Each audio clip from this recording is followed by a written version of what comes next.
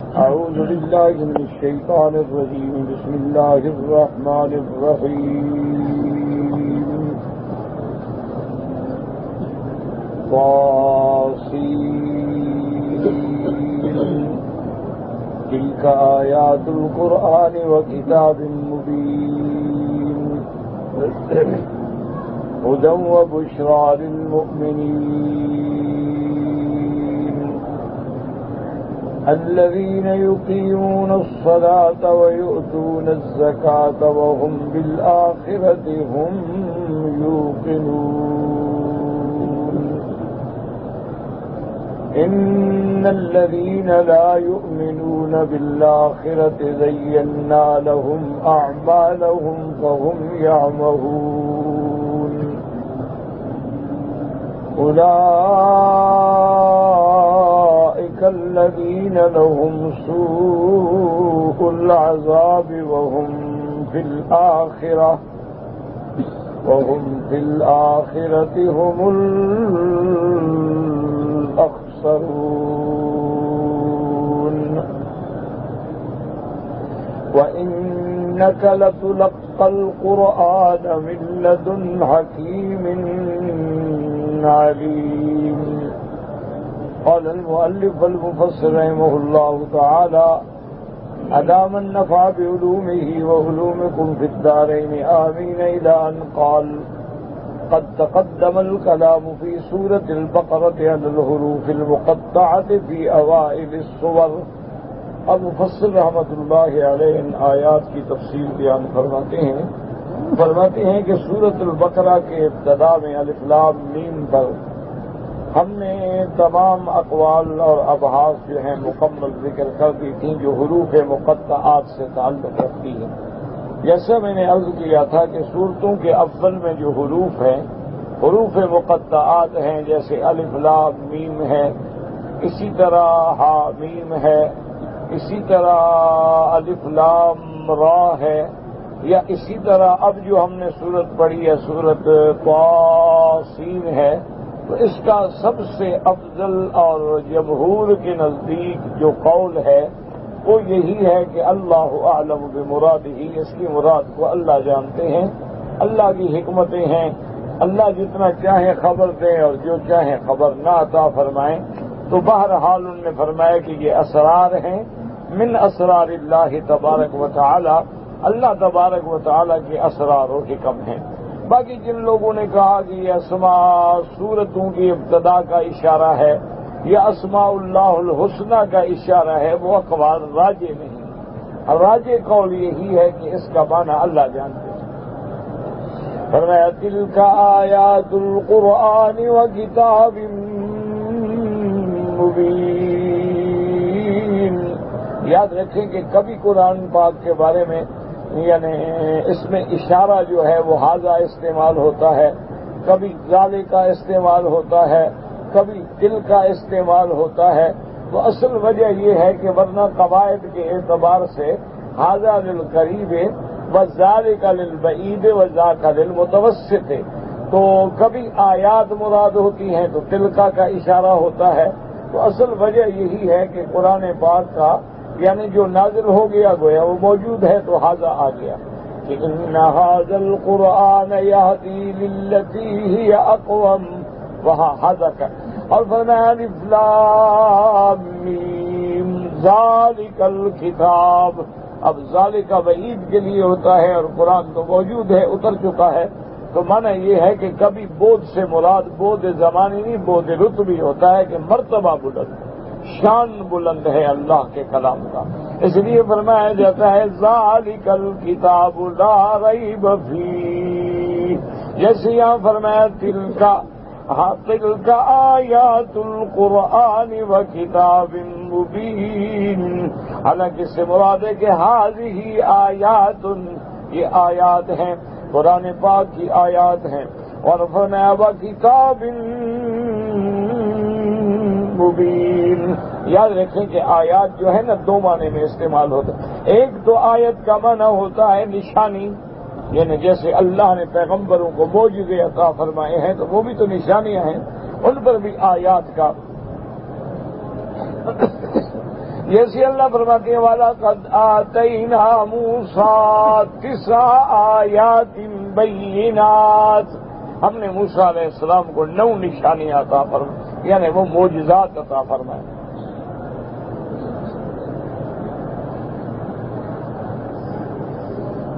جیسے فرمایا فَذَهَبَا بِآيَاتِنَا، تو مراد تھا 2 معجزے جو اللہ نے دیے تھے، ایک عصا کا اور ایک ید بیضا۔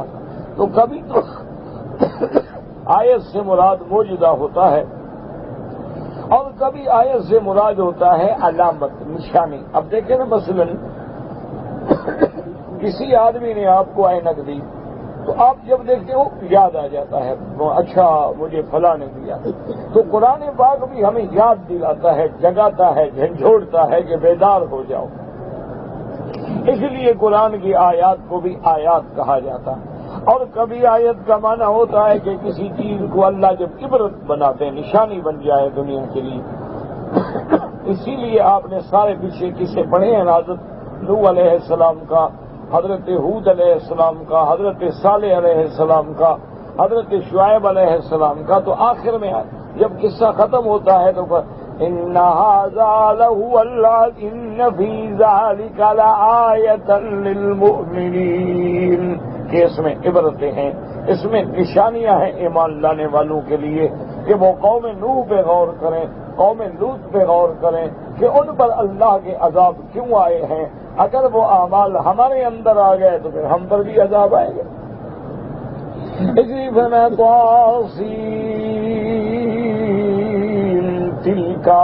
تلک آیات القرآن وکتاب مبین۔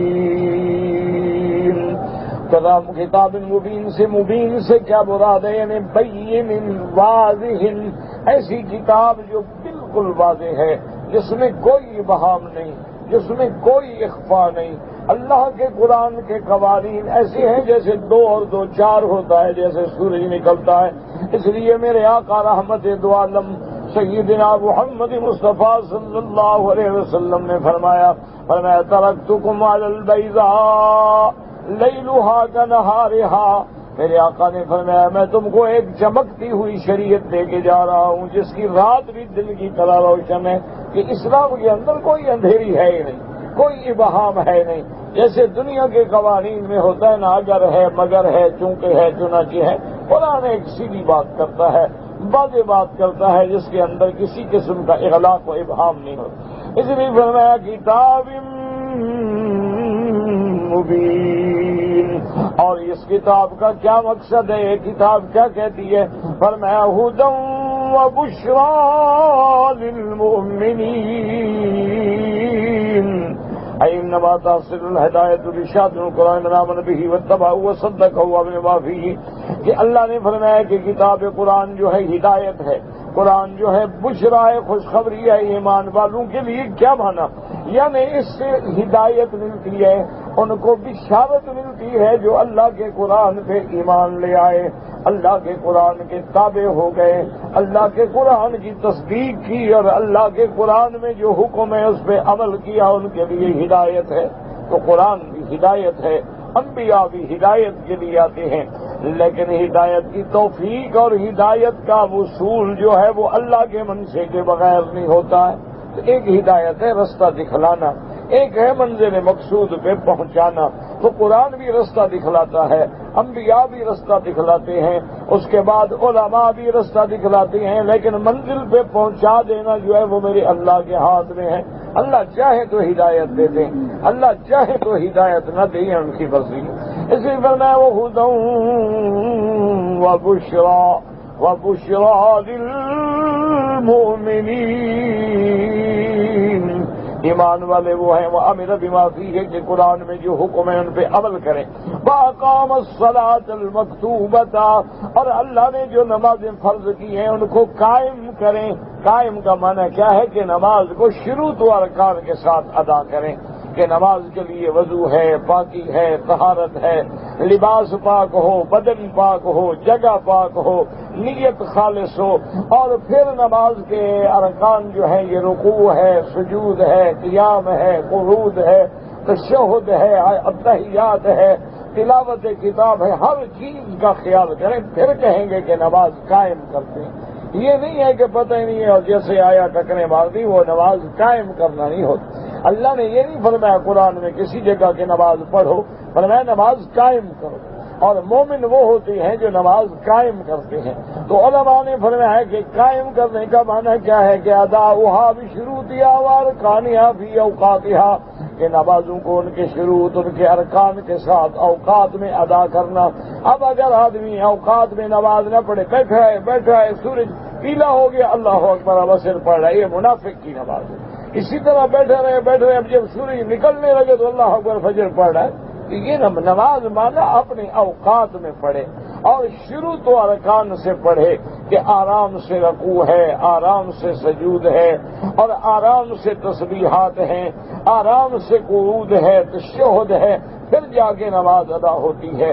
اس لیے علماء نے فرمایا کہ تم 100 رکعت کے بجائے 2 رکعت نماز پڑھو، لیکن پڑھو آرام کے ساتھ، سکون کے ساتھ، وہ زیادہ بہتر ہے کہ اللہ اکبر میں نے آج 100 رکعت پڑھی ہے، اس کا دھیرے کا فائدہ بھی نہیں ہوتا۔ صحیح حدیث مبارک میں آتا ہے کہ میرے آقا رحمت دو عالم حضور کے زمانے میں ایک صحابی نے آ کے نماز پڑھی، عربی تھا بیچارہ، جنگل کے رہنے والا، اس نے نماز پڑھی، نماز سے فارغ ہوا، حضور کی خدمت میں آ کے سلام کیا۔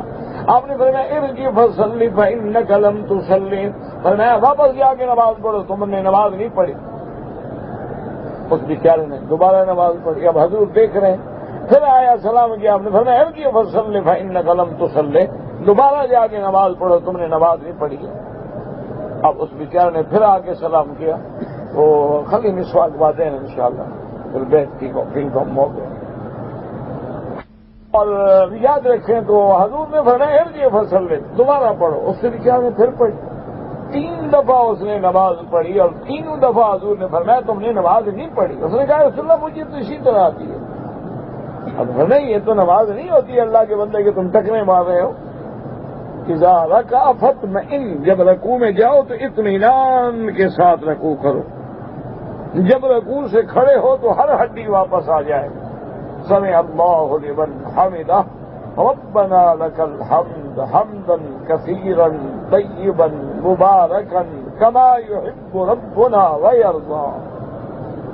پھر جب رکوع میں جاؤ تو بالکل اطمینان کے ساتھ سجود کرو، اور آرام سے تسبیحات پڑھو، سبحان ربی الاعلی، سبحان ربی الاعلی، پتہ لگے میں کیا پڑھ رہا ہوں، میری زبان سے کیا نکل رہا ہے۔ پھر جب سجدے سے اٹھو تو آرام سے بیٹھو کہ ہر ہڈی جو ہے اپنی جگہ پہ آ جائے، اور اس میں دعا یاد ہو تو پڑھ سکتے ہو، رب اغفر لی وارحمنی وارزقنی واہدنی واعف عنی وعافنی۔ اس کے بعد پھر دوبارہ سجدہ کرو۔ نماز تو اس طرح پڑھی ہو یا اللہ مجھے نہیں آتا۔ تو اس لیے ہمیشہ یعنی حضور نے یہ نہیں فرمایا بلکہ فرمایا کہ انک لم تصلی، گویا تم نے نماز پڑھی ہی نہیں۔ تو جو ہمارے بھائی دیکھا ہے آپ نے، ابھی ایسے رکوع میں جائیں گے اللہ اکبر، ایسے سجدے میں جائیں گے اللہ اکبر، یہ تو نماز بالکل نہیں ہوتی۔ آپ سمجھیں گے ہم نے نماز پڑھی ہے، نماز ہوتی ہی نہیں تو پڑھی جائے کہ آدمی وقت بھی نکالے، گھر بھی چھوڑے، حرم میں بھی آئے، نماز بھی صحیح نہ پڑھے، وہی ٹکرے ہیں، وہی ٹکرے ہیں۔ تو کیا پیدا ہوا اگر ہم نے آگے نہ نماز سیکھی، نہ طواف سیکھا، نہ عقیدہ صحیح کیا، نہ اعمال صحیح کیے، صرف خوشی ہے گمراہ کرنے گئے تھے۔ اس لیے فرماتی ہے وَأَقَامَ الصَّلَاةَ الْمَكْتُوبَةَ، کہ نماز مکتوبہ کو قائم کرے، وَآتَى الزَّكَاةَ الْمَفْرُوضَةَ، اور اللہ نے جو زکوٰۃ فرض کی ہے اس کو ادا کرے، کہ زکوٰۃ جو ہے وہ سال میں ایک دفعہ تمام صاحب نصاب لوگوں پہ تمام اخراجات کے بعد جو خالص پیسہ بچے 2.5% دینا ہے، اور اس کے بعد فرمایا وَأَيْقَنَ بِالدَّارِ الْآخِرَةِ، اور اس کو قیامت کا بھی یقین ہو، وَالْبَعْثَ بَعْدَ الْمَوْتِ، اور مرنے کے بعد اٹھنے کا بھی یقین ہو، فَالْجَزَاءُ عَلَى الْأَعْمَالِ، اور اعمال پہ جزا کا بھی یقین ہو کہ میرے عمل بہتر ہیں تو جزا بھی بہتر ملے گی، برے ہیں تو بری ملے گی، خیرا و شرا والجنت والنار، جنت پہ بھی ایمان ہو اور جہنم پر بھی ایمان ہو۔ اسی لیے حدیث مبارک میں آتا ہے کہ میرے آقا جب صبح کو بیدار ہوتے اور آپ کی آسمانوں پہ نظر پڑتی تو آپ یہ آیت ان فی خلق السماوات والارض واختلاف اللیل والنہار لآیات لأولی الالباب، یہ آیت مبارک پڑھتے اور اس کے بعد فرماتی اللہم انت قیم السماوات والارض من فیہن، اللہم انت ملک السماوات والارض من فیہن، اللہم انت الحق ووعدک الحق وقولک حق ولقاؤک حق والجنت حق والنار حق والساعة حق والنبیون حق ومحمد صلی اللہ علیہ وسلم حق۔ حضور ہر رات جب صبح اٹھتے تھے یہ پڑھتے، نیند سے اٹھتے تو فرماتی الحمدللہ الذی احیانی بعد ما اماتنی والیہ النشور۔ ہر حال میں اللہ کا ذکر، ہر حال میں اللہ کی نعمتوں میں فکر کرتا رہے، جنت پر بھی ایمان ہو، جہنم پر بھی ایمان ہو کہ اللہ نے جنت بھی پیدا کر دی ہے، جہنم بھی پیدا کر دی ہے، دونوں موجود ہیں۔ یہ ضروری نہیں کہ ہمیں نظر آئے، ہمیں تو کتنے سیارات ہیں ابھی ان کا بھی علم نہیں ہو سکا ہے۔ اس لیے اللہ فرماتے ہیں قل هو للذین آمنوا ھدی وشفاء۔ اللہ نے فرمایا کہ میرے محبوب ایمان والوں کو کہہ دو کہ قرآن ہدایت ہے اور شفا ہے۔ شفا کا کیا معنی ہے؟ شرک کی بیماری کو مٹانے والا، ریا کی بیماری کو مٹانے والا، تکبر، غیبت، نمیمہ، نفاق کی بیماریوں کو مٹانے والا، روحانی بیماریوں کے لیے بھی شفا ہے اور اللہ نے جسمانی بیماریوں کے لیے بھی شفا رکھا ہے۔ جیسے فرماتے ہیں وَنُنَزِّلُ مِنَ الْقُرْآنِ مَا هُوَ شِفَاءٌ وَرَحْمَةٌ لِّلْمُؤْمِنِينَ وَلَا يَزِيدُ الظَّالِمِينَ إِلَّا خَسَارًا۔ یہاں بھی فرمایا میرا محبوب اعلان کر دیں قل هو للذین آمنوا ھدی وشفاء، کہ ایمان والوں کے لیے ہدایت بھی ہے، شفا بھی ہے۔ والذین لا یؤمنون فی آذانہم وقر، اور جو اللہ پہ ایمان نہ لائے، اللہ کے قرآن پہ ایمان نہ لائے، ان کے کانوں میں بوجھ ہے، سچی بات داخل ہی نہیں ہوتی، سن ہی نہیں سکتے، سمجھ ہی نہیں سکتے ہیں۔ اس لیے فرماتے ہیں وَلِتُبَشِّرَ بِهِ الْمُتَّقِينَ وَتُنذِرَ بِهِ قَوْمًا لُدًّا۔ اللہ نے فرمایا میں نے قرآن اتارا ہے، آپ میرے مجھ سے ڈرنے والوں کو وہ خوشخبری دے دیں جنت کی، اور ان کو ڈرائیں جو جھگڑالو قوم ہے، بلا وجہ جھگڑتی ہے۔ فلہذا قال تعالی ان الذین لا یؤمنون بالآخرہ، جو لوگ آخرت پر ایمان نہیں لے آئے، یکذبون بہا ویستبعدون وقوعہا، وہ قیامت کی تکذیب کرتے ہیں اور سمجھتے ہیں یہ بڑی مشکل بات ہے کہ مرنے کے بعد ہم دوبارہ اٹھیں گے، ہم مر جائیں گے، مٹی ہو جائیں گے، گل جائیں گے، سڑ جائیں گے، دوبارہ کیسے اٹھیں گے؟ تو یہ نہیں سمجھتے کہ جو خدا ہمیں پہلے پیدا کرنے پہ قادر ہے وہ دوبارہ پیدا کرنے پہ بھی قادر ہے۔ اس لیے اللہ نے قرآن میں فرمایا وَلَيْسَ الَّذِي خَلَقَ السَّمَاوَاتِ وَالْأَرْضَ بِقَادِرٍ عَلَىٰ أَن يَخْلُقَ مِثْلَهُم بَلَىٰ وَهُوَ الْخَلَّاقُ الْعَلِيمُ۔ اللہ نے فرمایا ظالموں، جس نے آسمانوں اور زمینوں جیسی بڑی بڑی چیزوں کو پیدا کر دیا ہے، کیا وہ اس بات پہ قادر نہیں کہ تمہیں دوبارہ پیدا کر دے؟ جو تمہیں ایک قطرے پانی سے بنانے پہ قادر ہے وہ دوبارہ تمہاری مٹیوں سے بھی پیدا کرنے پہ بھی قادر ہے۔ اس لیے فرماتے ہیں زَيَّنَّا لَهُمْ أَعْمَالَهُمْ فَهُمْ يَعْمَهُونَ۔ اس کے دو ترجمے ہیں، بعض علماء فرماتے ہیں زَيَّنَّا لَهُمْ أَعْمَالَهُمْ، ہم نے اچھے عمل ان کو مزین کر کے پیش کیے، لیکن انہوں نے عمل نہیں کیا، وہ اپنے کفر کے اندھیرے میں پڑے ہوئے ہیں۔ لیکن یہ قول مرجوح ہے، کیونکہ جہاں جہاں زینہ کا لفظ آیا ہے وہ اعمال سیئہ کے لیے آئے۔ زُيِّنَ لِلنَّاسِ حُبُّ الشَّهَوَاتِ مِنَ النِّسَاءِ وَالْبَنِينَ، منع یہ ہے کہ اگر ان کو برائی پسند ہے تو پھر ہم نے وہ برائی ان کی آنکھوں میں اچھی کر دی، اسی میں مستغرق ہیں۔ زَيَّنَّا لَهُمْ أَعْمَالَهُمْ أَيْ حَسَّنَّا لَهُمْ مَا هُمْ فِيهِ، جس کے اندر وہ ہیں وہ کفر میں ہے، شرک میں ہے، بت پر، پھر ہم کہتے ہیں اسی میں مرتے رہو، اسی غیر اللہ کی عبادت تمہیں لگتی۔ وَمَدَدْنَا لَهُمْ فِي غَيِّهِمْ اور ان کی سرکشی میں ان کو اور ہم نے مہلت دی ہے. وَهُمْ يَتِيهُونَ فِي ضَلَالِهِمْ، وہ اپنی گمراہیوں میں گر رہے ہیں، اپنی گمراہیوں میں بڑھتے جا رہے ہیں، اور جب اللہ چاہیں گے تو پکڑ لیں گے. وَكَانَ هَذَا جَزَاءً عَلَىٰ مَا كَذَّبُوا مِنَ الدَّارِ الْآخِرَةِ، اور یہ ان کے لیے جزا ہے، سزا ہے کہ انہوں نے آخرت کی تکلیف کی ہے. وَنُقَلِّبُ أَفْئِدَتَهُمْ وَأَبْصَارَهُمْ كَمَا لَمْ يُؤْمِنُوا بِهِ أَوَّلَ مَرَّةٍ، جب وہ ایمان نہیں ہے تو ہم نے بھی ان کے دلوں کو بدل ڈالا ہے. جیسے دوسری جگہ فرماتے ہیں اولئک الذین، اشارہ ہے کافروں کی طرف جو ایمان نہیں لے آئے. اولئک الذین لهم سوء العذاب، ان کے لیے بہت بھیڑا عذاب ہے، فی الدنیا والآخرہ وهم فی الآخرۃ هم الاخسرون. الیس یخسرون انفسهم واموالهم سواهم من اہل المعشر، یعنی کافروں کے علاوہ جو ایمان والے ہیں وہ خسارے میں نہیں ہوں گے، وہ تروٹے میں نہیں ہوں گے، وہ اللہ کی رحمت سے جنت میں ہوں گے، اللہ کی رحمت سے عرش کے سائے کے نیچے ہوں گے، اللہ کی رحمت کے ساتھ اللہ ان کو جنت عطا فرمائیں گے.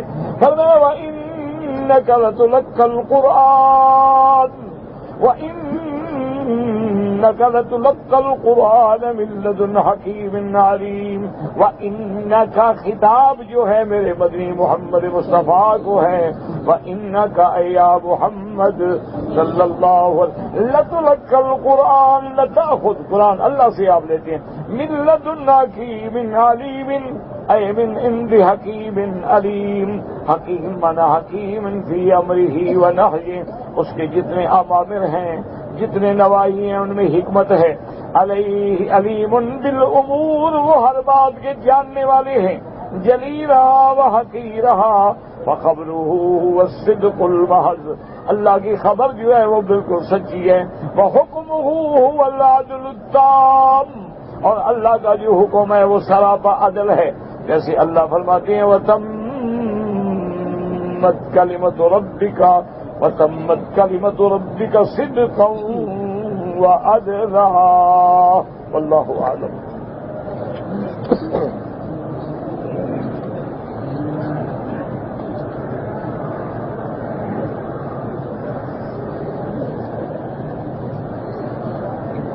کہتے جی کہ آدمی نے اگر روزہ رکھا ہوا ہے اور وہ بیچارہ سالن وغیرہ بنا رہا ہے تو کیا زبان کے سالن کو چیک کر سکتا ہے کہ نمک میرے زیادہ ہے یا کم ہے؟ ہاں اجازت ہے، لیکن نہ کرے تو بہتر ہے. اجازت تو ہے کہ زبان پہ رکھے، حتیٰ کہ فقہا نے لکھا ہے کہ بعض آدمی ہوتے ہیں نا بڑے چڑچڑے کہ نمک زیادہ ہو گیا تو ڈنڈا لے کے مارنا شروع کر دیا، مرچ زیادہ ہو گیا تو مارنا شروع کر دیا. تو ان حالات میں عورت کو اجازت ہے کہ وہ چکھ لے کہ اس کے عذاب سے بچ جائے، ورنہ بلا ضرورت میں چکھا کرے. کیونکہ بعض ہوتے ہیں نا جاہل لوگ، وہ ہر کام علاج جو ہے وہ صرف یہی جانتے ہیں کہ بھئی مرچ کیوں زیادہ ہو گئی اور نمک کیوں زیادہ ہو گیا. ساری زندگی میرے آقا نے رحمت دو عالم نے حضرت انس فرماتے ہیں جو خادم ہیں آپ کے، کہ ساری زندگی میرے محبوب محمد مصطفیٰ نے کسی کھانے پہ یہ نہیں کہا کہ نمک زیادہ ہے یا کم. طبیعت کو پسند آیا کھا لیا، نہیں آیا رکھ. اعتراض نہیں کیا کبھی اللہ کی نعمت پہ.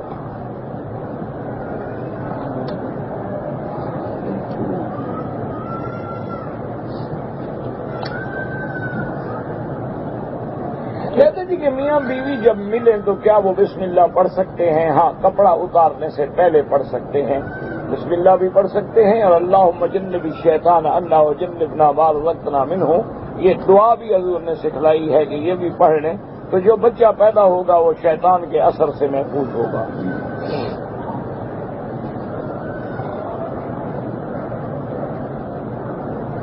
کہتے مجھے شادی کو 8 سال ہو گئے ہیں لیکن اولاد نہیں ہے.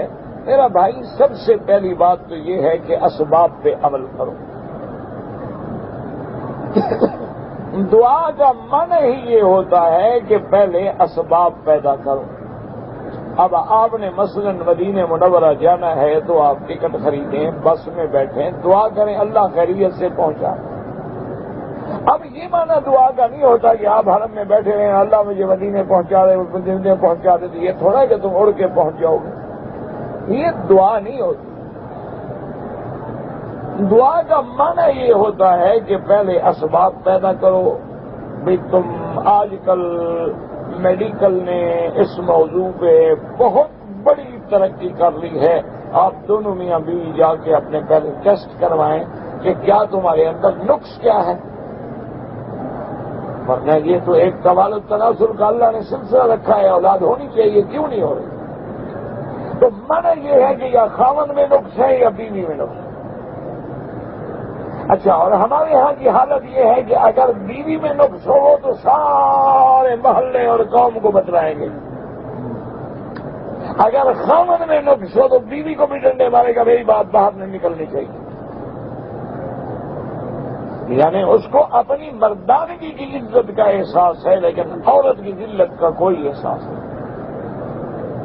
اگر تیرے اندر نقص ہے تو علاج کرائیں، آج کل علاج موجود ہیں، دوائیں موجود ہیں، علاج موجود ہیں، انجیکشن موجود ہیں، یونانی اطباء کے پاس بھی ماشاءاللہ اولاد کے لیے نسخے موجود ہیں۔ اس کے بعد دعا کرے کہ یا اللہ انہی اسباب کو، انہی دواؤں کو شفا کا ذریعہ بنا دے اور مجھے اولاد عطا فرما۔ تو دعا مانگنے کے بھی طریقے ہوتے ہیں، یہ تو نہیں گھر بیٹھے رہو پاسپورٹ نہ بنواؤ اللہ عمرے پہ پہنچا دے، ایسے کام سے پکڑ کے کوئی پھینک دے گا تمہیں؟ یہ کون سی دعا ہے؟ یا ایک آدمی شادی نہ کرے اور دعا کرے کہ اللہ مجھے اولاد دے، تو اولاد تمہیں تو نہیں ہوگی نا، شادی تو کرنی پڑے گی۔ تو بہرحال پہلے اپنا ٹیسٹ کرائیں، چیک اپ کرائیں، علاج کرائیں، پھر دعا مانگیں اللہ سے۔ اور دوسرا استغفار کثرت سے پڑھیں، میاں بھی اور بیوی بھی۔ اور تیسرا جو قرآن میں دعائیں ہیں، رب لا تذرنی فردا وانت خیر الوارثین، رب هب لی من لدنک ذریۃ طیبہ انک سمیع الدعاء، یرثنی ویرث من آل یعقوب واجعلہ رب رضیہ۔ تو یہ ساری قرآن کی دعائیں جو ہیں یہ مانگا کریں، اور بیوی بھی مانگا کرے، خاوند بھی مانگا کرے، اور زیادہ سے زیادہ استغفر اللہ استغفر اللہ، یہ جتنا پڑھ سکو چلتے پھرتے اٹھتے بیٹھتے، تو انشاءاللہ اللہ کی رحمت سے اللہ ساری مشکلیں حل کر دیں گے، کیونکہ قرآن کا خود وعدہ ہے کہ جو لوگ استغفار کرتے ہیں یمددکم باموال وبنین، میں ان کے مال میں بھی برکت دیتا ہوں، اولاد میں بھی برکت دیتا ہوں۔ آج کل میرا بھائی کس کس بات کو رویا جائے؟ کوئی پیر وظیفہ بتا دینا تو ہمارے بندے کبھی نہیں چھوڑیں گے، چاہے وہ کہے ایک ٹانگ پہ کھڑے ہو کے پڑھیں، مر جائے پڑے گا، قرآن کا وظیفہ نہیں پڑے گا۔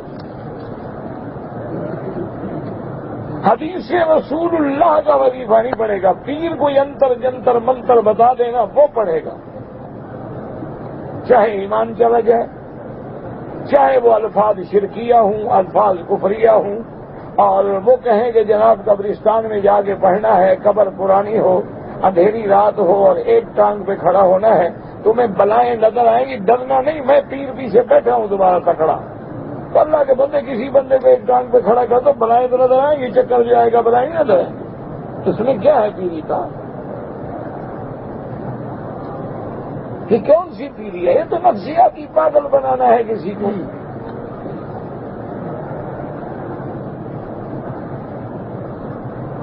کہتے ہیں جی کہ پیر اور جمعرات کو حرم شریف میں لوگ کھجوریں دیتے ہیں روزہ داروں کو افطار کرنے کے لیے، ہمیں روزہ نہیں ہوتا، ہم لے سکتے ہیں؟ ہاں ضائع ہو جاتی ہیں، کیوں نہ لے لیں؟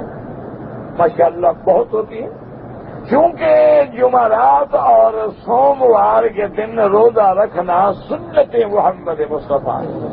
ہم تو صرف عاشق ہیں نہیں، جو جمنے والے۔ بسم اللہ الرحمن الرحیم۔ اصل عاشق تو یہ ہے جو سنت محمد مصطفیٰ کو نہیں چھوڑتے۔ سنت کا معنی یہ تھوڑا ہے، محبت کا معنی ہے کہ انگوٹھے چوم لو۔ تمہارے ملک میں کتنے آدمی ہیں جو سوموار اور خمیس کا روزہ رکھتے ہیں سارے عاشق۔ حضور نے فرمایا ہے کہ 3 راتیں جو ہیں لیالی البیض 13, 14, 15 یہ 3 روزے رکھنا بھی سنت ہے. سوموار اور جمعرات کا روزہ رکھنا بھی سنت ہے. 9 اور 10 محرم کا روزہ رکھنا بھی سنت ہے.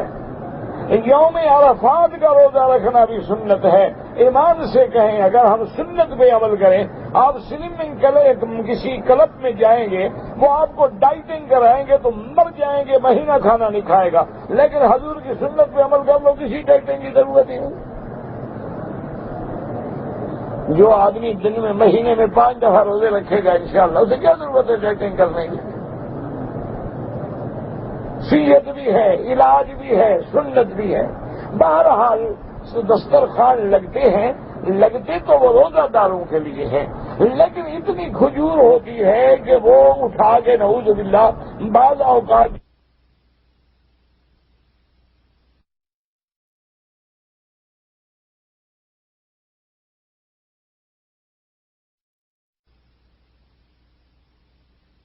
اس سے لے لیا کریں, کھا لیا کریں, بتا دیا کریں مجھے روزہ نہیں ہے, کوئی بات نہیں, کیا فرق پڑتا ہے.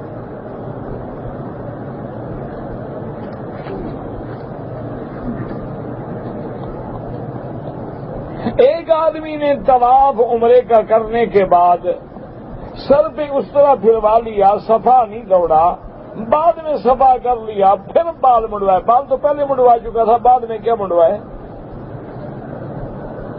بہرحال دم پڑ گئی.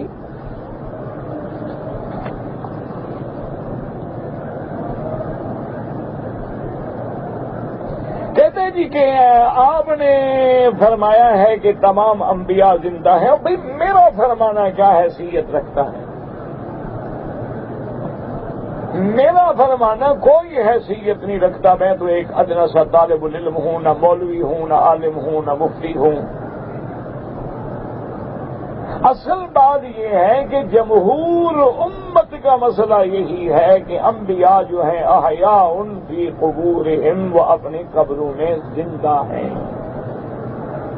باقی آپ نے لکھا ہے کہ روح جو ہیں وہ تو قیامت والے دن آئیں گے, تو روح قیامت والے دن آئیں گے. مومن کا روح علیین میں ہے اور کافر کا سجین میں ہے, لیکن علیین میں روح کا تعلق اللہ جسد سے جوڑ دے تو اللہ کے آگے کیا مشکل ہے. او یار اب تو تم حیات کا مسئلہ سمجھ لیتے. اب دیکھیں نا موبائل فون آپ کے ہاتھ میں ہے, اس کا تعلق جو ہے سیٹلائٹ سے ہے, کوئی تار جڑی ہوئی ہے. تو اگر بندوں کا بنایا ہوا یہ تعلق جڑ سکتا ہے, اللہ روح کا تعلق نہیں جوڑ سکتے. یہ تو انسانوں کی بنی ہوئی چیز ہے, نہ تار ہے, نہ کوئی سلسلہ ہے, نہ کوئی کھمبے لگے ہوئے ہیں. سیٹلائٹ کہاں کھڑا ہے؟ اور پھر جناب ایسا سلسلہ جوڑا ہے کہ جو نمبر تم پنچ کرتے ہو وہ اسی پہ جا کے گھنٹی کرتا ہے, دوسرے کو ڈسٹرب ہی نہیں کرتا. تو اللہ نہیں جوڑ سکتے, یعنی اللہ کے لیے مشکل ہے. سورج کہاں ہے لیکن اس کی شعاع اور گرمی کہاں ہے؟ چاند کہاں ہے لیکن اس کی روشنی کہاں ہے؟ کہاں چاند ہے, کہاں سمندر ہے. جو چاند چڑھتا ہے سمندر میں مد و جزر پیدا ہوتا ہے, جو چاند گھٹتا ہے سمندر بھی ٹھنڈا ہو جاتا ہے. کیا وجہ ہے؟ کس نے تعلق جوڑا ہے؟ اگر سمندر کی لہروں کے ذریعے ٹیلی ویژن کی تصویر آ سکتی ہے تو اللہ نہیں روح کا تعلق جوڑ سکتے. اور اگر روح کے تعلق کا انکار کر دو تو پھر قبر میں سوال جواب کا بھی انکار کر دو, عذاب کا بھی انکار کر دو, نعیم کا بھی انکار کر دو, پھر تو ساری احادیث کا ذخیرہ ختم ہو گیا, صرف تیری باتیں ہم مانتے رہیں. یہ کس سے سوال ہوگا؟ من ربوں کا, اس میں تو روح ہے ہی نہیں. ما دینوں کا ما تقول فی حق کے حاضر الرجل, یہ بھی حدیثیں ضعیف ہیں. حضور پاک نے صحابی کی مزار پہ قبر پہ کھڑے ہو کے دفن کرنے کے بعد فرمایا کہ اپنے فسألوا لہ التثبیت, اپنے بھائی کے لیے دعا مانگو. الآن یسأل, اب سوال جواب ہوگا, اللہ اس کو سوال جواب پہ ثابت قدم رکھے. تو وہ کس سے ہوتا ہے؟ روح کا تعلق تو جڑتا نہیں. اسی طرح حضور پاک 2 قبروں سے گزرے اور فرمایا انہما لیعذبان وما یعذبان فی کبیر، 2 قبروں پہ عذاب ہو رہا ہے۔ تو یہ کس سے بھی ختم، یہی نتیجہ نکلے گا جب حیات کا انکار کرو گے تو پھر سارے حدیثوں کا اور سارے ذخیرے کا انکار کرنا پڑے گا۔ اللہ فرماتا ہے کہ فرعون کو جب ہم نے غرق کیا اغرقوا فادخلوا نارا، غرق ہونے کے بعد فوراً عذاب میں داخل ہو گئے، وہ تو روح ہے نہیں، عذاب کس کو ہو رہا ہے؟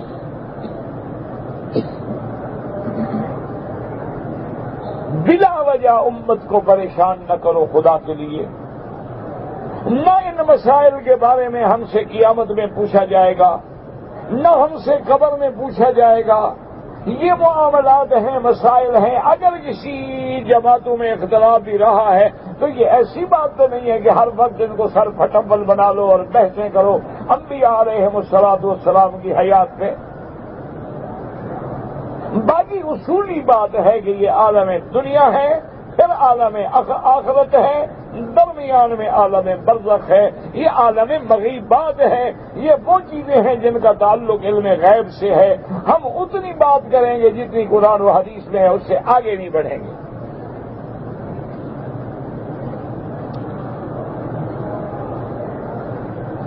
پتہ نہیں کیا دشمنی ہو گئی ہے ان لوگوں کو انبیاء سے، کیوں اللہ تبارک و تعالی نے، یاد رکھیں کہ خدا نہ کرے خدا نہ کرے خدا نہ کرے کبھی انبیاء کی شان میں کروڑواں حصہ کو بے ادبی ہو گئی نا تو سارے عمل خدا برباد کر دے گا۔ بڑا ادب کا مقام ہے، با خدا دیوانہ باشی، با محمد ہوشیار۔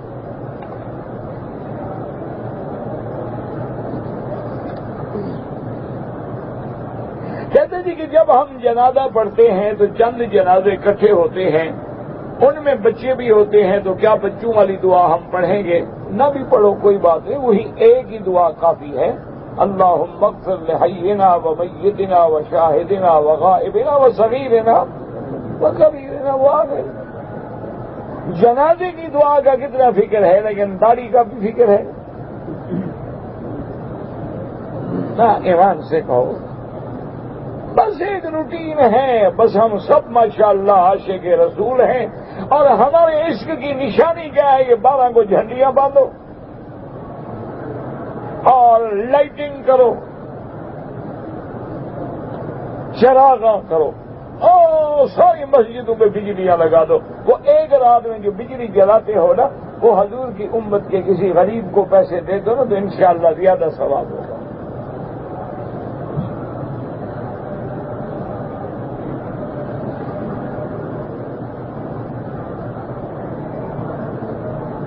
آپ کے دوران میں اگر آدمی قرآن پاک لے کے پڑھتا رہے جائز ہے، لیکن احتیاط رکھے کہ قرآن ہاتھ میں ہے، توجہ ادھر ہوگی تو ٹکر ہو جائے، کہیں گر نہ جائے، بے ادبی نہ ہو، ورنہ جائز ہے، کوئی منع نہیں، احتیاط سے پڑھ سکتے ہیں، پڑھے۔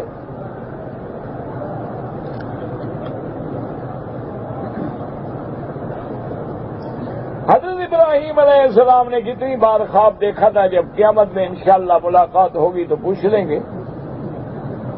بہرحال اللہ نے تو ایک ہی خواب کا ذکر کیا ہے کہ آپ نے فرمایا انی ارا فی المنام انی اذبحک فانظر ماذا تری۔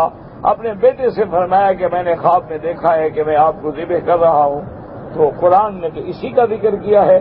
باقی نہ میری ملاقات ہے حضرت ابراہیم سے، نہ میں نے کبھی پوچھا ہے، نہ تمہیں حضرت ابراہیم کے خوابوں سے کیا ضرورت ہے، کر لو، عادت ہے پوچھنا ہے بس۔ نہیں، قرآن میں موجود ہے، کس کا بات ختم ہو گئی کہ آپ کا خواب قرآن میں موجود ہے کہ آپ نے خواب دیکھا، حضرت اسماعیل کے ذبح کو دیکھا، پھر اللہ کے حکم پہ تیار ہوئے، بیٹے کو ذبح کرنا چاہا لیکن اللہ نے بچا لیا اور قربانی بھی منظور ہو گئی، سارا قرآن میں موجود ہے۔ آدمی نے طواف اور صفا مروہ دوڑ لیا عصر کے بعد، لیکن 2 رکعت طواف کی نہیں پڑھی اور بال کٹوا کے احرام کھول دیا، کوئی حرج نہیں، مغرب کے بعد 2 رکعت پڑھ لے، کوئی مسئلہ نہیں۔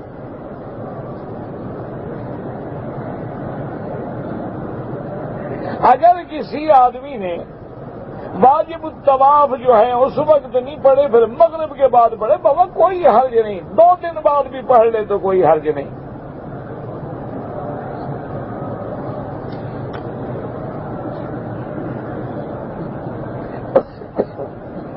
کہتے ہیں جی کہ حنفی حضرات جو ہیں وہ رمضان المبارک میں وطر جو ہے وہ کیسے ادا کریں؟ میرا بھائی، وطروں کے بارے میں دونوں حدیثیں موجود ہیں، 3 رکعتیں ملا کے پڑھنا بھی موجود ہے، 2 رکعتیں پڑھ کے سلام پھیر کے 1 رکعت پڑھنا بھی موجود ہے۔ پڑھتے تو وہ بھی گویا 3 ہے، لیکن 2 کے بعد سلام پھیر دیتے ہیں، حنفی سلام نہیں پھیرتے۔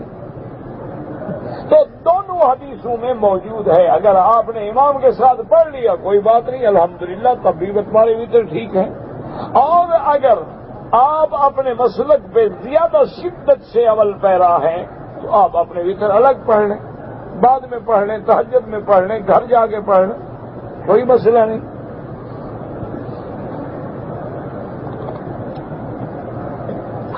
سارے لوگوں کے لیے جب کوئی حاجی یا عمرے والا زمزم لے آتا ہے تو لوگ کھڑے ہو جاتے ہیں اور قبلے کی طرف رخ کر کے زمزم پیتے ہیں، یہ کوئی مسئلہ نہیں، یہ لوگوں نے گھڑا ہوا ہے۔ احترام کریں تو زمزم کے لیے کھڑے ہو جائیں، اور نہ کریں تو نبی کی سنت پہ اس طرح پھروا کے مٹکے کی گندی نالیوں میں پھینک دیں۔ واہ بھائی واہ، دیکھیں کیسا احترام ہے، پانی کا ادب ہو رہا ہے، حضور کی سنت کا ادب نہیں ہو رہا۔ کوئی مسئلہ نہیں کہ زمزم آئے تو کھڑے ہو جاؤ، مسئلہ یہ ہے کہ ہر پانی کھانا بیٹھ کے کھانا چاہیے، زمزم بھی بیٹھ کے پینا چاہیے، لیکن اگر کوئی بندہ اتفاق سے کھڑا ہے اور زمزم کھڑے کھڑے پی لیا تو گناہ نہیں ہوگا، کیونکہ حضور نے زمزم کھڑے ہو کر بھی پیا ہے۔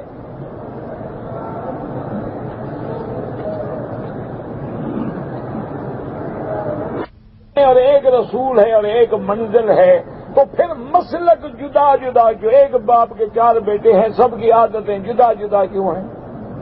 ایک جاہل ہے، ایک عالم ہے، کیسے برابر کریں؟ ایک شرابی کبابی ہے، ایک تہجد گزار ہے، شب بیدار ہے، باپ بھی ایک ہے، ماں بھی ایک ہے۔ اس کا حل تم نکال لو تو مسلک کا میں نکال لیتا ہوں۔ اور کوئی مسلک جدا جدا نہیں ہے، یہ تمہارے دماغ میں جدائی ہے۔ تمام انبیاء کی دعوت ایک ہے، تمام ائمہ مجتہدین محدثین علماء فقہاء کی دعوت ایک ہے۔ یہ تو فروعی مسائل میں اختلاف ہوتا ہے، وہ تو اللہ کی مہربانی ہے، رحمت ہے۔ اصول سب کے ایک ہیں، کوئی جھگڑا نہیں۔ مجھے آپ بتائیں، آج تک کسی حنفی، شافعی، مالکی، حنبلی نے کہا ہے کہ مغرب کی نماز 3 رکعت کے بجائے 4 رکعت پڑھو؟ فجر کی 2 رکعت کے بجائے 3 پڑھو؟ کوئی اختلاف ہے؟ کوئی اختلاف ہے؟ وہ تو اگر اختلاف ہے تو فروعی مسائل میں ہے، بھی آمین زور سے کہہ لو، کس نے کہا ایسا کہہ لو، آمین تو دونوں کہہ رہے ہیں۔ یہ آپ کے دماغ میں اختلاف ہے، ورنہ اختلاف کہیں نہیں ہے، الحمدللہ۔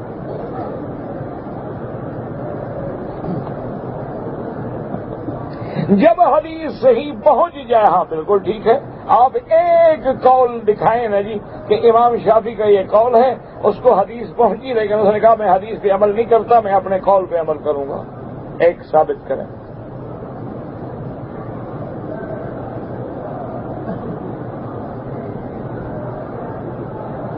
اور ان ائمہ کے زمانے میں حدیث کی کتنی کتابیں چھپ چکی تھیں، اور یہ ایک کسی امام کا مجھے دکھا دیں کہ ان کو حدیث پہنچی، اس نے کہا نہیں میں حدیث پہ عمل نہیں کرتا، میں تو اپنے قول پہ چلوں گا۔ ایک جگہ مجھے ڈھونڈ کے دکھا دیں، ٹھیک ہے، پھر میں آپ کی بات مان لوں گا۔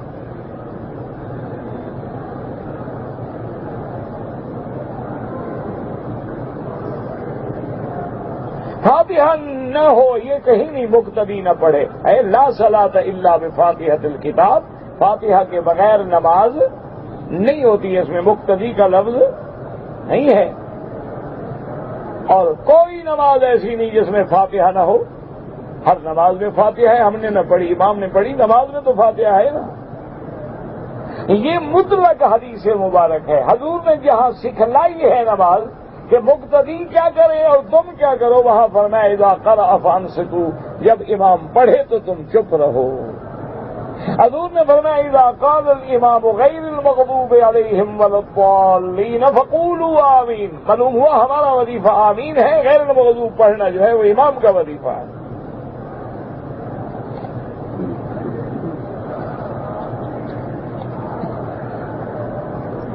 دعاؤں میں خانہ کعبہ کا اولیاء کا واسطہ نہیں، سیدھی اللہ سے دعا مانگیں.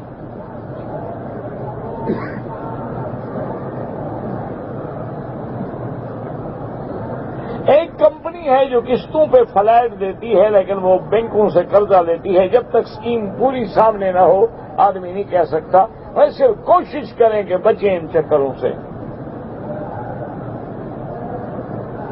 ایک خاتون کی اولاد نہیں، اللہ ہر بے اللہ اولاد کو اولاد عطا فرمائے.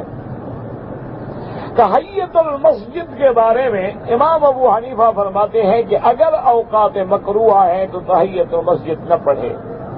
اور امام احمد بن حنبل رحمۃ اللہ علیہ اور امام شافعی فرماتے ہیں کہ جب بھی مسجد میں داخل ہو 2 رکعت پڑھ کے بیٹھے. یہ کوئی اعلیٰ اولا کا مسئلہ ہے، کوئی کفر اسلام کی تو جنگ ہے نہیں. اچھا، دونوں کے سامنے حدیث ہے. امام ابو حنیفہ فرماتے ہیں نہ پڑھے، وہ کہتے ہیں کہ لا صلاۃ بعد الفجر حتی تطلع الشمس، کہ فجر کے بعد نماز نہ پڑھو جب تک سورج نہ نکلے. اور جو کہتے ہیں نماز پڑھو، ایک حدیث ہے کہ جب مسجد میں آؤ بیٹھنے سے پہلے 2 رکعت پڑھو. تو دونوں کے سامنے حدیث رسول ہے، اپنی بات تو کوئی نہیں کر رہا.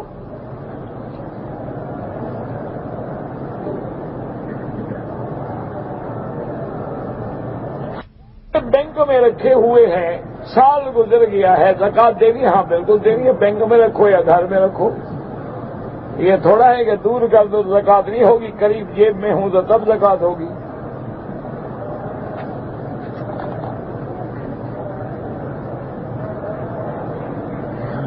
بیوی کے ساتھ مباشرت اور یہ جو مسائل ہیں نا، یہ کوک شاستر پڑھیں، مولوی سے نہ پوچھیں. ایک کتاب ہے پنڈت کوکا کی، وہ پڑھا کریں، اچھے علوم حاصل ہوں گے. نہیں تو آج کل تو پھر اچھا ہے کہ فلمیں دیکھو.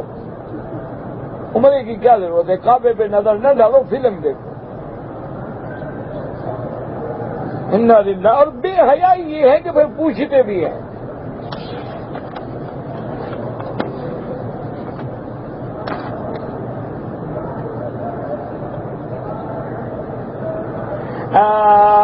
اسلامی شریعت کے مطابق اگر آم کا باغ ہے، جب پھل ظاہر ہو تو بیچا جائے، اس سے پہلے نہیں. حضور کے کھانے کے پہلے اور آخری نوالے میں نمک ہوتا تھا، بالکل آپ نے جھوٹ پڑا ہے. یہ کہیں نہیں لکھا ہوا ہے، تم نے گھڑا ہے انشاءاللہ. یعنی نمک رکھتے تھے، پہلا نوالا بھی نمک سے اور آخری بھی نمک سے. انا للہ و انا الیہ راجعون. حضور کھانے کے بعد لکڑی سے نہیں، خلال ہے. خلال سنت ہے کہ کوئی چیز پھنس جائے تو نکال لو. حضور پاک کے بال مبارک نصف کان تک بھی تھے، کان کی بیل تک تھے اور کندھے تک بھی تھے. مسواک تمام انبیاء کی سنت ہے. مطہرۃ للفم و مرضات للرب. اگر ایک آدمی کو پیشاب کا زور ہو رہا ہے اور کہتا ہے روک روک کے نماز پڑھو، بالکل نہیں. باہر جائے وضو کر کے نماز پڑھے. یہ نماز کی طرف خیال نہ ہوا نا، خیال تو پیشاب کی طرف ہوا نا. یہ اچھی نماز ہے کہ کھڑا نماز میں ہے، فکر اس کو اپنے پیشاب پخانے کا ہے.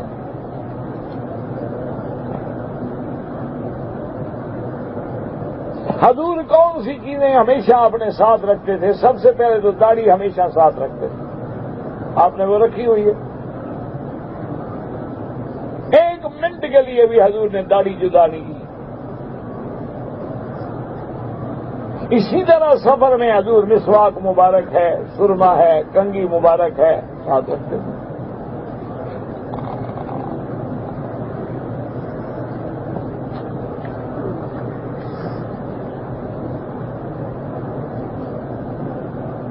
کہتے تھے کہ اگر پتھر گرم ہے، پاؤں رکھنا مشکل ہے، تو کیا جوتے کے ساتھ نماز پڑھ سکتا ہے؟ ہاں پڑھ سکتا ہے، کوئی منع، لیکن شرط یہ ہے کہ جوتا پاک ہو۔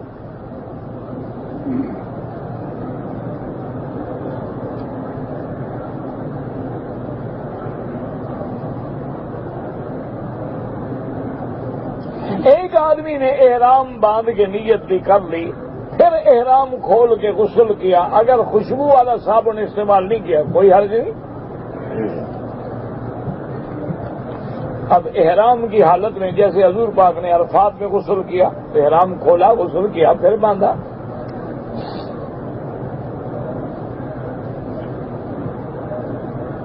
ایک شخص نے گواہوں کے سامنے اپنی بیوی کو 3 طلاق کاغذ پر لکھ کر دے دی۔ میں نے حضرت کئی دفعہ عرض کیا ہے کہ حنفی مسلک میں یہ مسئلہ بڑا سخت ہے، وہ 3 کو 3 ہی شمار کرتے ہیں، لیکن بہرحال میں مشورہ آپ کو دیتا ہوں کہ آپ دارالافتاء میں لے کر جائیں، شاید اللہ آپ کے لیے کوئی راستہ نکال لیں۔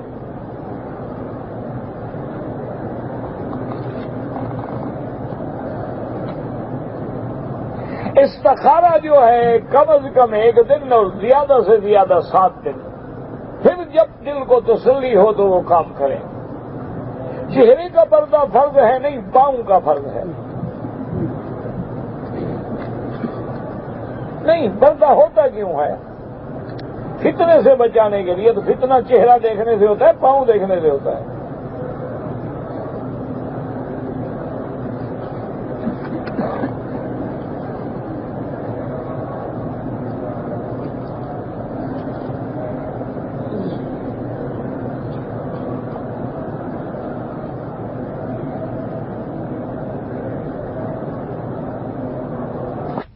بیٹیاں ہیں، شادی کر دی، داماد کو کاروبار کے لیے 10 لاکھ دیا، دوسرے کو 5 لاکھ دیا، میرے دونوں چھوٹے ہیں، بیٹے دونوں چھوٹے ہیں، بہرحال بیٹے بیٹے ہیں، ان کو جو آپ نے دیا ہے تو مدد کی ہے، وہ آپ کی وراثت کے حقدار تو نہیں ہیں، اصل حقدار تو آپ کے بیٹے ہیں، آپ کے داماد تھوڑے ہیں۔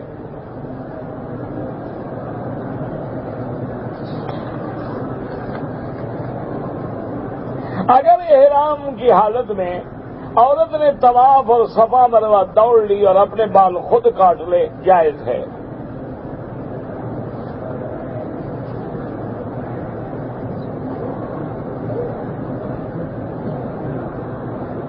یہود اور نصارہ نبیوں کو قبروں میں زندہ سمجھتے تھے، وہ تو زندہ کیا سمجھتے، وہ تو کہتے ہیں پھانسی چڑھ گئے، زندہ کہاں سمجھتے تھے۔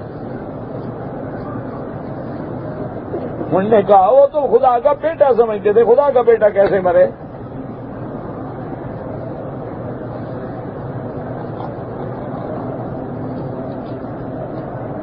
کہتے ہیں کہ حضرت علی کی پیدائش جو ہے وہ کعبۃ اللہ کے اندر ہوئی ہے، کتابوں میں یہ بات موجود ہے، حضرت زید کے بارے میں بھی موجود ہے کہ ان کی پیدائش بھی کعبے میں ہوئی ہے، لیکن یہ اتنی بڑی کو مضبوط روایات نہیں ہیں۔ معلوم یہ ہوتا ہے کہ لفظ کعبہ سے مراد حرم ہے، جیسے اللہ فرماتے ہیں ہدیم بالغ الکعبہ، کہ تم حاجی جو ہو قربانی کا جانور کعبے میں ذبح کرو، تم تو مینا میں ذبح کرتے ہو، کعبے میں کیوں؟ سارا حرم جو ہے وہ کعبہ ہے، تو حضرت علی کا گھر بھی کا حرم میں تھا، اس لیے مراد یہ ہے، اور اگر ہوئی ہو تب بھی کوئی بات نہیں، کوئی مسئلہ نہیں۔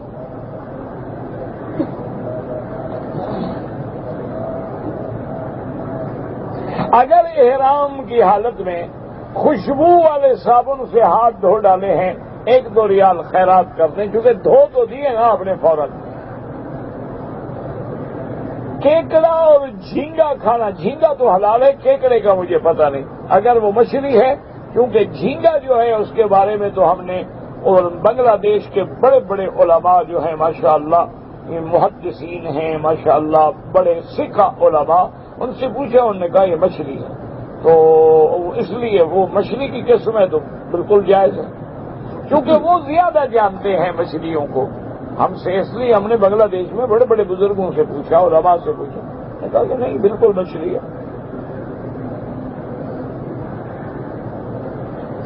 یا رسول اللہ دور سے کہو تو شرک ہوتا ہے، روزے پہ کھڑے ہو کے کیوں نہ کہو، اللہ کے بندے سمجھو، نہیں تو میرا کیا قصور ہے۔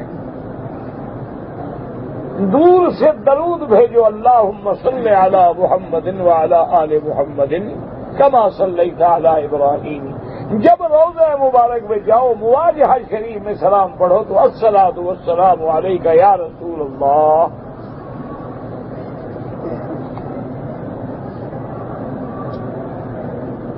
شیعہ اور بریلویوں کے گھر میں کھانا کھا سکتے ہیں، کھانا تو سب کے گھر میں کھا سکتے ہیں۔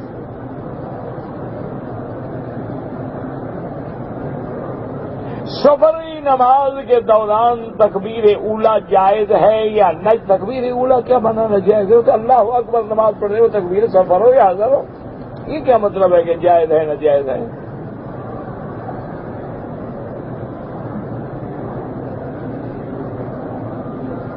اگر ایک آدمی اپنی گاڑی میں جا رہا ہے، راستے میں ڈاکو پڑ گئے، گاڑی چھیننی چاہیے، اس نے گولی مار کے مار دیا، کوئی حرج نہیں، وہ گناہگار نہیں ہے۔ اپنا حتیٰ کہ حضور فرماتے ہیں من قتل دون عرضه او مالہ، اپنی عزت بچانے یا مال بچانے کے لیے بندہ مر بھی جائے تو شہید ہے۔ جنازے میں 4 تکبیروں سے 2 تکبیریں امام کہہ چکا اور ہم شامل ہوئے، تو جب امام سلام پھیر لیں آپ فوراً 2 تکبیریں پوری کر لیں، اللہ اکبر السلام علیکم ورحمۃ اللہ علیکم۔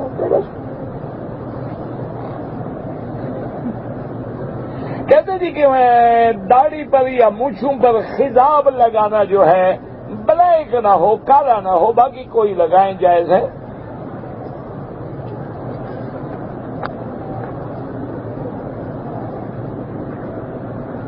اگر میاں بیوی ملے ہیں، کپڑا پہنا ہوا ہے، بنیان ہے یا اور کوئی چیز ہے، تو کیا وہ بھی دھونا ہوگا؟ کیوں اس وہ تو پلیت نہیں ہوتا؟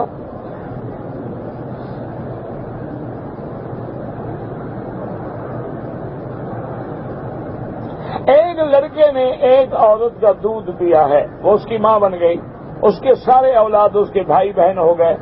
اگر دوسرا لڑکا جس نے دودھ نہیں پیا اس کا کیا ہے؟ اس کا رشتہ ہو سکتا ہے، اس کے لیے ماں تھوڑی ہے، ماں تو اس کی ہے جس نے دودھ پیا ہے۔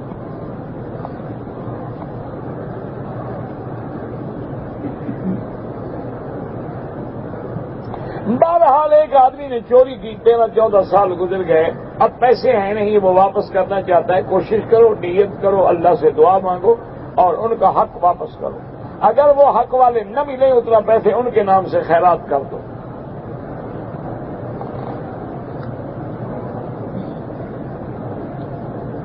انگلی لاحق مسموع، یہ سارے مسئلے چھوٹی کتاب کی نوازوں میں لکھے ہوئے ہیں۔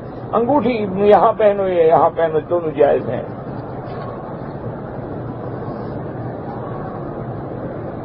زوال کے وقت کا پتہ نہیں چلتا، کیوں پتہ نہیں چلتا؟ جب اذان ہوتی ہے ظہر کی، اس سے 15 منٹ پہلے زوال شروع ہو جاتا ہے۔ اگر کسی نے 3 طواف مسلسل کر لیے، بعد میں 2 رکعت پڑھ لے، جائز ہے۔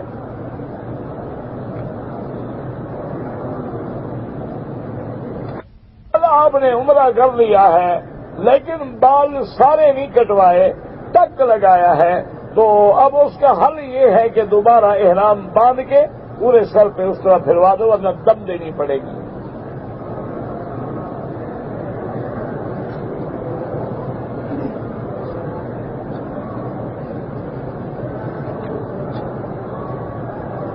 امام حرم سے ملاقات کرنے کو جی چاہتا ہے، بالکل کریں، کیوں نہ کریں جی۔ جب امام صاحب حرم کے باہر نکل جائیں نا، رش ختم ہو جاتا ہے، ساتھ چپ کر کے چلے جاؤ۔ جب حرم سے باہر نکلیں گے تو لوگ بھی رک جائیں گے، پولیس والے بھی، کیا السلام علیکم کر لیں۔ تمام مسلمانوں کے لیے دعا کریں، بالکل کریں، طواف کر کے تمام امت کے لیے دعا کریں، لیکن یہ نہیں کہ ایک طواف ساری امت کو مل جائے۔ نماز سنت نفل فرض میں اپنی زبان سے دعا نہیں کی جا سکتی۔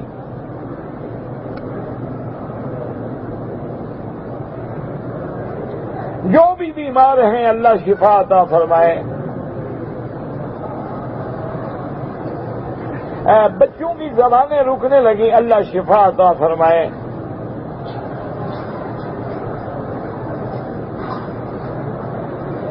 مدینہ منورہ جائیں تو جنت البقیع جانا بھی سنت ہے کہ حضور ضرور جاتے تھے.